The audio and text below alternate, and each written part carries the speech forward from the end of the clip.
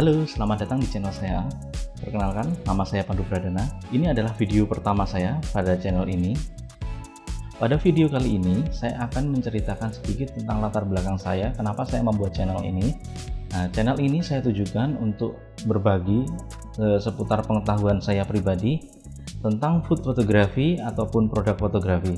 Saya memulai foto makanan atau foto produk itu di sekitar tahun 2013 ketika saya masih bekerja di sebuah hotel di Kalimantan. Mulai dari situ kecintaan saya tentang food fotografi, produk fotografi mulai muncul. Nah, dari situ saya tekunin hingga sampai hari ini. Berbagai macam workshop saya ikuti untuk meningkatkan kemampuan saya juga. Nah, di channel ini saya ingin membagi apa aja yang udah saya pelajari selama ini kepada teman-teman yang sedang mencoba belajar food fotografi, entah itu teman-teman masih mulai dari nol ataupun teman-teman sudah memulainya. Nah, mari kita bersama-sama sharing di channel ini. Video pertama ini saya juga akan membahas kamera yang paling sering saya gunakan ketika saya motret makanan atau memotret produk. Nah, untuk tahun 2019 saya sudah memulai menggunakan brand Fuji. Ini saya menggunakan Fuji X-T30. Kameranya cukup ringkas ya teman-teman, cukup ringkas dan mudah untuk dioperasikan. Seperti ini untuk tampilan belakangnya. Saya nggak akan membahas secara spesifikasi detailnya karena kamera ini sudah keluar cukup lama dan spesifikasinya teman-teman bisa cari juga di Google. Kenapa saya memilih kamera ini? Nah, salah satunya karena kamera ini cukup ringkas dan memiliki fitur-fitur yang lumayan mumpuni dengan sensor yang baru juga termasuknya.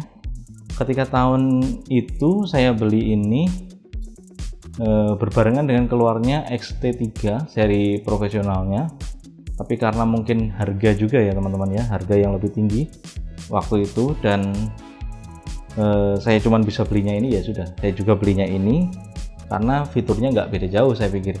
Nah, seperti itu. Banyak keuntungan kita ketika saya pakai kamera mirrorless ini. Kenapa juga saya pakai mirrorless? Karena tadi ya, kembali ke prinsip awal, saya pengennya ringkes. Jadi ketika saya bawa ini kemana-mana nggak terlalu membutuhkan tas yang besar, atau bahkan kalau saya bawa tas besar pun masih bisa bawa banyak aksesoris lain.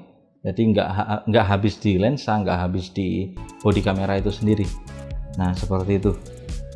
Nah, Fuji X-T30 ini saya pilih karena salah satunya juga memiliki autofocus yang lumayan cepat, terus titik fokus yang banyak juga, dan yang terpenting menurut saya yang terpenting di bagian layarnya.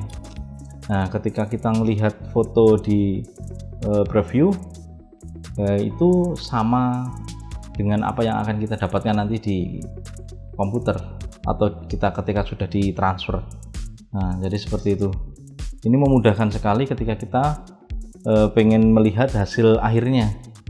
Soalnya beberapa merek kamera yang dulu pernah saya pakai itu rata-rata gambarnya berubah. Entah dia di sininya ngejreng terus pindah lebih pucat, saturasinya turun atau apa, saya juga kurang tahu kayak gitu.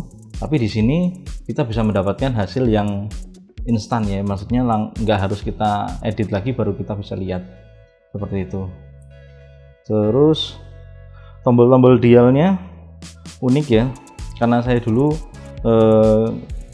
baru pertama ini menggunakan brand Fuji, dan ini kamera satu-satu saya yang merek Fuji. Jadi saya cukup nyaman juga dengan ini dial-dialnya ini. Oke, jadi kalau kita mau ngomongin tentang kelebihannya mungkin banyak banget ya teman-teman ya. Mulai apa yang saya sebutkan tadi. Terus kalau kita mau ngomongin kekurangannya, sebenarnya ada sedikit kekurangan di kamera ini yang saya temui. Cuman bukan berarti kamera ini jelek ketika ada kekurangan itu ya teman-teman ya. Kekurangan yang saya temuin dari kamera ini adalah yang pertama jelas dari baterainya. Kalau menurut saya, kalau baterainya ini masih kurang powerful. Karena yang seri sekarang kan baterainya udah ganti tuh kayaknya.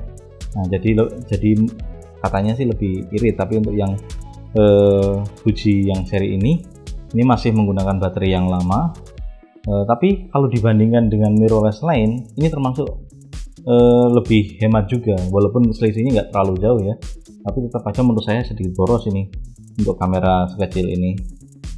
Dulu saya sempat juga punya kamera mirrorless dan itu bertahan sekitar 3 jaman, sedangkan ini kurang lebih sekitar 4 jam dengan waktu kerja saya ya teman-teman ya. Mungkin berbeda dengan waktu kerja teman-teman sendiri yang mungkin memerlukan daya yang lebih besar, tapi untuk waktu kerja saya sendiri untuk 4 jam sesi pemotretan atau sekitar 4-5 jam masih bisa bertahan dia. Oke, kekurangan yang kedua yaitu di bagian shutter shooting.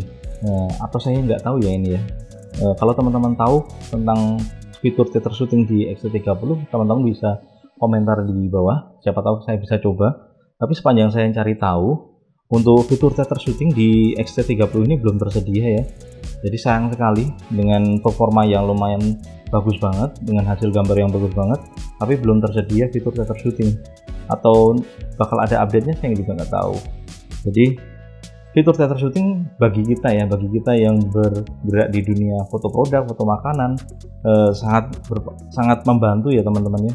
Sangat membantu karena kenapa? Karena kita bisa melihat langsung untuk hasilnya ketika kita mau bikin layout dari atas atau kita mau sharing view dengan klien, dengan tim, dengan stylist, dengan orang lain. Jadi kita bisa konekkan kamera ini ke komputer, jadi nanti bisa dilihat bareng-bareng.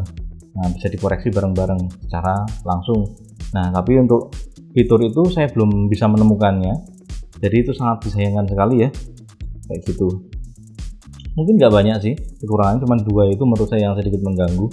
Mungkin cukup sekian perkenalan saya di channel ini. Bagi teman-teman yang suka dengan food fotografi atau produk fotografi, kalian bisa komentar di bawah atau subscribe channel ini biar nanti kita bisa sharing-sharing tentang dunia food fotografi lebih dalam. Teman-teman juga bisa kunjungi Instagram saya apabila teman-teman mau melihat portofolio saya ataupun mau berkenalan dengan saya lebih jauh.